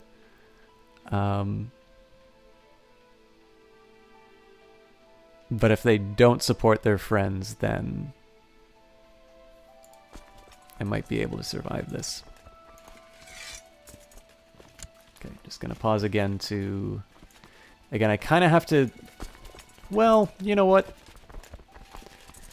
Let's see how far I can get with this. Let's see whether or not they actually make a move. This one I definitely need to be...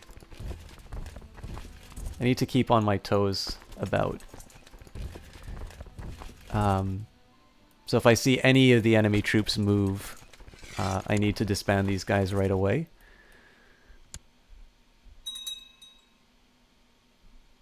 But this might actually give me a chance to put some more meaningful numbers behind this attack. If I can definitely face him with my full strength, then we have a fighting chance. Okay, Ogier doesn't like my current marshal. 24. He's 25, so technically he's better. Probably not the time to be changing this stuff, but we still have a kingdom to run, so let's get him training armies. And we'll appoint Clothar as our new general.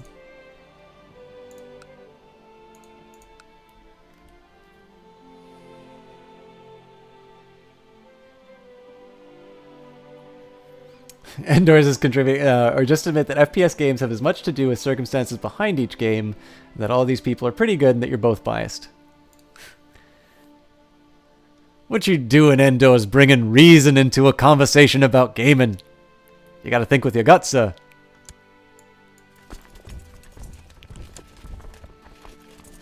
Okay, so I'm committed. We are combining as much as we can into Piedmont. I am going from Brienne to Savoy to Piedmont, attacking through Saluzzo into Nice. I suppose all contingent on what happens in Lombardy. I believe they still have things that they need to see. Ah, they're moving away from Lombardy, which is good for me. They are heading into... Okay, this is great.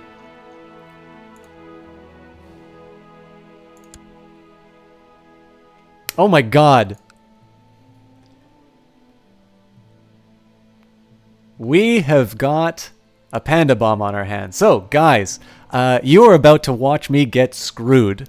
So, let me just take a minute here and say hello to what is going to be an absolutely ungodly number of people in here. I'm going to try and greet you all one by one. We had a Jesse Quill raid not too long ago. And there's that Seriously Clara raid.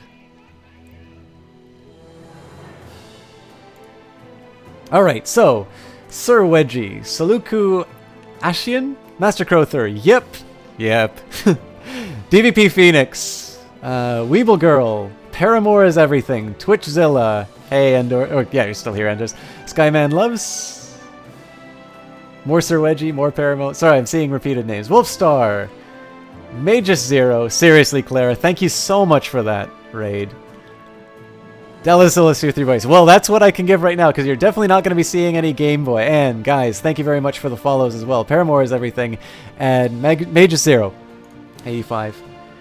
So, what we've got right now is a game called Crusader Kings 2. This is an example of a grand strategy game made by Paradox Interactive. So, one thing that I could sort of say is if you imagine Civilization 5 as sort of being this great tapestry of all of the accomplishments of humanity and civilization, what a grand strategy game will be a little bit more about is, let's say the idea, heavy is the head that wears the crown.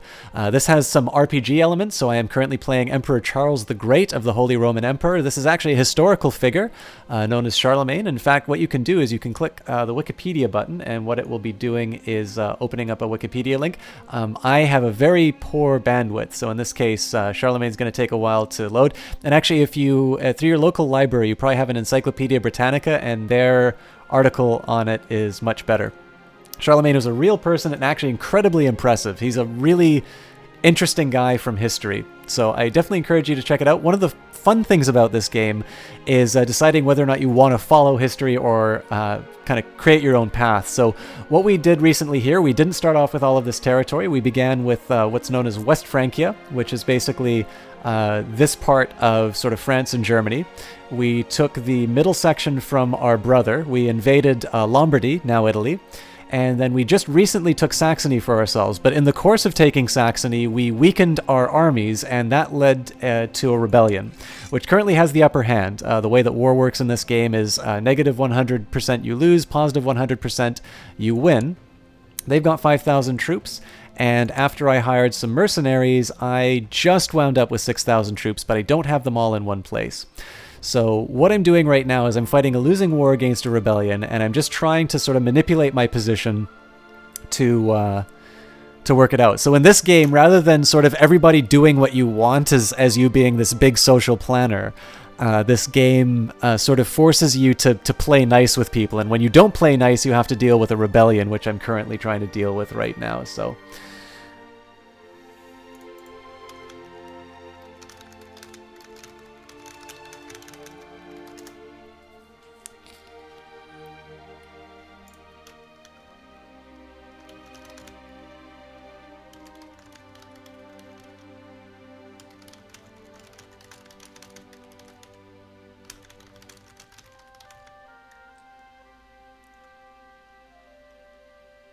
Read, for lack of a better word, what?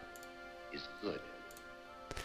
Sir Wedgie donated $10. This is a bribe for you to read our 3-word story later on for us. Oh God, Sir Wedgie. That's a big ask, my friend. But yeah, absolutely, I'll read you the 3-word story. My God, man. You didn't need to donate money for that. Guys, Sir Wedgie, so you know what? I did a terrible thing. So I sang Jesse Quill's praises, but I didn't say a damn word about Seriously Clara, who is almost... no, I can't even say almost in question. I need to give a lot of people credit for this, but I think Clara is one of the reasons why I've been able to do what I do here on Twitch. So... let me just take a minute here. I don't think Clara requires any introduction. If you guys aren't at all aware, please take a look at the top of that screen. Take a look at Team Panda, and Clara is the reason why Team Panda exists. So she is a partnered streamer, and it's very easy to see why when you hang out on her stream. She's somebody who has got tremendous charisma, somebody who has an enormous heart, does so much work for charity when she has an incredibly busy schedule herself. I always like to complain about how I don't have any time for things through grad school, but I mean, Clara is somebody who can make me feel terrible about the amount of time that I waste. But in any case, she is somebody who dedicated the basically the one team that she gets as a Twitch partner, and she put together a community which is not necessarily driven by the number of viewers that they have, because as you can see, she does a very effective job of bringing the viewers to other people's streams. And instead she wanted to get a community of people together who are focused more around sort of a similar style of stream, or sort of a community that gets along well with each other. And the result of this is that when you click on that Team Panda link, you're going to see a group of people who I'm incredibly proud to call my teammates. In fact, we had another one in here earlier, Jesse Quill, who's a fantastic streamer who I strongly recommend that you follow if you aren't already. And basically, she is somebody who has really encouraged me in terms of streaming, somebody who's been very free with her time and her advice, and I'm happy that I've been able to try and give a little bit of that back in the form of modding for her. But the biggest thing is that I actually got to meet her at a Twitch meetup, which she's now sort of taken the responsibility of running and organizing. And it's just somebody who, in addition to being a lot of fun to be around, being a very giving individual, is somebody who just puts on a hell of a show, which I know you guys are near the end of. So it's going to be a very different atmosphere here. I'm playing a big nerdy game. I take a lot of time to pause and talk, and I'd love to get to know a bunch of you guys as well. But I did want to take a minute here to recognize